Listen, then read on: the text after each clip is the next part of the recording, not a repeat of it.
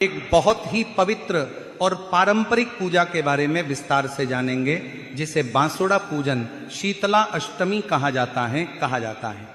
कई स्थानों पर इसे बांसुड़ा, शीतला सप्तमी या शीतला अष्टमी के नाम से भी जाना जाता है। यह पूजा मुख्य रूप से माता शीतला की आराधना से जुड़ी होती है और इसे बहुत श्रद्धा, विश्वास और परंपरा के साथ किया जाता है। भारत के अलग अलग क्षेत्रों में इस पूजा की परंपराएं थोड़ी अलग हो सकती हैं, लेकिन इसका मूल भाव एक ही रहता है। माता शीतला से घर परिवार की सुख समृद्धि, स्वास्थ्य और शांति की कामना करना। बांसुड़ा पूजन का संबंध ठंडक और शीतलता से माना जाता है। इस दिन गर्म भोजन बनाने की परंपरा नहीं होती और घर में एक दिन पहले बनाया गया भोजन ही खाया जाता है, इसलिए इसे बासी भोजन का त्योहार भी कहा जाता है। ऐसा माना जाता है कि माता शीतला को ठंडा भोजन प्रिय होता है और जब भक्त इस नियम का पालन कर प्रसन्न होकर अपने भक्तों को रोग और कष्टों से दूर रखती हैं। यही कारण है कि बांसुड़ा पूजन को विशेष रूप से स्वास्थ्य और सुरक्षा से जोड़कर भी देखा जाता है। ये पूजा आमतौर पर सुबह बहुत जल्दी की जाती है, जब हल्का अंधेरा रहता है।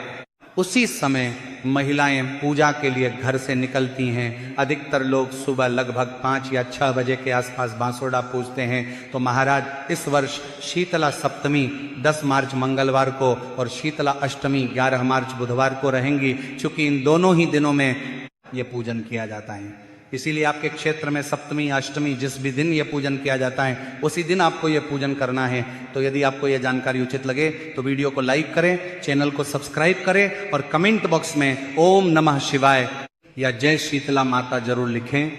तो महाराज बांसुड़ा पूजन की शुरुआत पूजा की तैयारी से होती है। जब पूजा करनी होती है तो सबसे पहले एक पूजा की थाली तैयार की जाती है, जिसमें सारी आवश्यक सामग्री रखी जाती है। ये थाली साफ और पवित्र होनी चाहिए, क्योंकि उसी में सारी सामग्री लेकर पूजा के स्थान तक जाया जाता है। तो पूजन में सबसे पहले हमें बिड़ले की एक माला लेनी होती है। महाराज ये उसी प्रकार की माला होती है जैसी होली के समय चढ़ाई जाती है। इस माला को शीतला माता को अर्पित किया जाता है और इसे बहुत शुभ माना जाता है। अब महाराज इसके साथ ही हमें एक लोटा जल लेना होता है। इस जल में थोड़ा सा मक्खन डाला जाता है। यदि घर में मक्खन उपलब्ध न हो तो उसकी जगह मलाई भी डाली जा सकती है। ऐसा करना भी उतना ही शुभ माना जाता है। ये जल बाद में पूजा के दौरान उपयोग में आता है और इससे पूजा स्थान को पवित्र किया जाता है। अब महाराज तिलक करने के लिए हल्दी भी ली जाती है। बांसुड़ा पूजन में हल्दी का बहुत महत्व होता है और इसी से माता को तिलक लगाया जाता है। हल्दी को शुभता, सौभाग्य और पवित्रता का प्रतीक माना जाता है, इसलिए पूजा में इसका उपयोग आवश्यक माना जाता है। इसके बाद एक और महत्वपूर्ण तैयारी की जाती है। जब पूजा के लिए जाने, महाराज यहाँ एक बात का ध्यान रखें कि जो भी भोग चढ़ाया जाए वो ठंडा होना चाहिए। यही इस पूजा का मुख्य नियम माना जाता है। इसके साथ ही पूजा के लिए दही भी लिया जाता है, क्योंकि दही को भी शीतलता का प्रतीक माना जाता है और बांसुड़ा पूजन में इसका विशेष महत्व होता है। तो महाराज इस तरह से पूजा की सारी तैयारी पूरी की जाती है। जब बांसुड़ा पूजन के लिए सारी सामग्री तैयार हो जाती है और पूजा की थाली सजा ली जाती है, इसी के साथ महाराज पूजा की थाली में एक और महत्वपूर्ण चीज रखी जाती है और वो है बाजरा। बाजरे को इस पूजा में बहुत शुभ माना जाता है।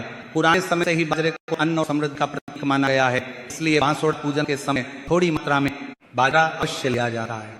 यदि किसी कारण से बाजरा उपलब्ध न हो तो उसकी जगह कोई दूसरा अनाज भी लिया जा सकता है, लेकिन इस पूजन के लिए बाजरा लेना ही शुभ रहता है। इसी के साथ महाराज पूजा में दक्षिणा के रूप में कुछ सिक्के भी लिए जाते हैं।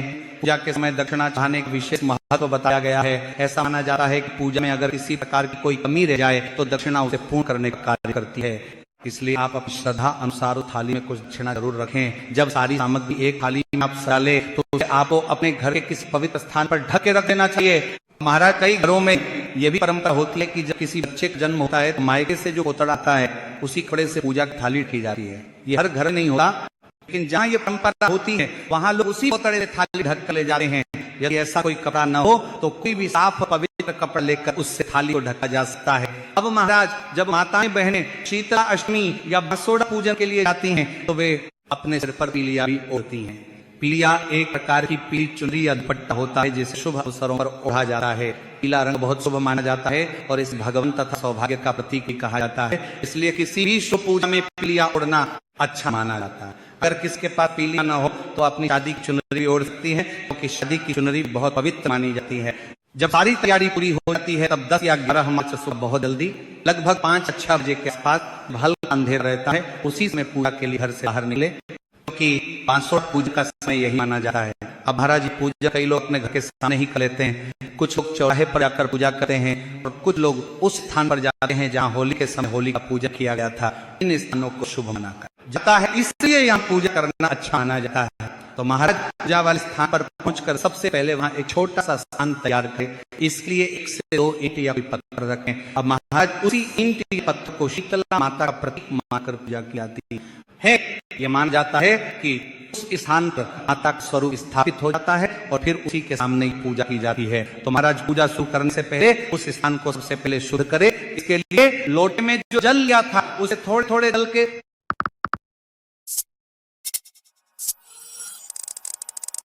उस स्थान को सबसे पहले शुद्ध करे। इसके लिए लोटे में जो जल लिया था उससे थोड़े थोड़े जल के छींटे उस ईंट पत्थर पर डाले जाते हैं। ऐसा करने से वह स्थान पवित्र माना जाता है और फिर पूजा की प्रक्रिया शुरू की जाती है। अब महाराज जब स्थान शुद्ध हो जाए तो जो बेले की माला पूजा की थाली में आपके धारा रखी गई थी उसे उस ईंट या पत्थर के ऊपर रख दिया जाता है। उस माला को माता शीतला का प्रतीक मानकर पूजा की जाती है। इसके बाद माता को स्नान कराने के प्रतीक के रूप में फिर से हल्के हल्के जल के छींटे लगाए जाते हैं। इसके बाद हल्दी से तिलक लगाया जाता है। हल्दी को बहुत शुभ माना जाता है, इसे सौभाग्य तथा समृद्धि का प्रतीक भी कहा जाता है। इसलिए माता को हल्दी अर्पित करके तिलक लगाया जाता है। तिलक लगाने के बाद भोग चढ़ाने की प्रक्रिया शुरू होती है।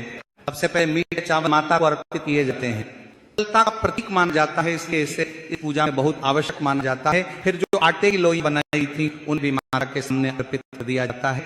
इसके बाद बाजरा चढ़ाया जाता है। अब महाराज पूजा की सारी सामग्री माता शीतला को अर्पित कर दी जाती है, भोग चढ़ा दिया जाता है। तब इस बाद आपको अपने दोनों हाथ जोड़कर माता शीतला से पूरे मन से प्रार्थना करनी है कि हमारे घर परिवार में हमेशा सुख समृद्धि बनी है और घर परिवार को हर प्रकार की बीमारी, बोझ, कष्ट और संकट से दूर रखें। साथ ही परिवार के सभी सदस्य स्वस्थ और खुशहाल रहें। अब इसके बाद महाराज पूजा के स्थान के पास ही थोड़ा सा साइड में अपने मायके की माता का भी पूजन किया जाता है। ऐसा इसलिए किया जाता है क्योंकि महिलाओं के लिए उनके मायके की सुख समृद्धि भी उतनी ही महत्वपूर्ण होती है जितनी अपने ससुराल की। इसलिए वे अपने मायके की खुशहाली और सुरक्षा की कामना भी करती हैं। इसके लिए उसी स्थान के पास अलग जगह बना ली जाती है और वहां पर हल्दी, चावल और दही अर्पित किया जाता है।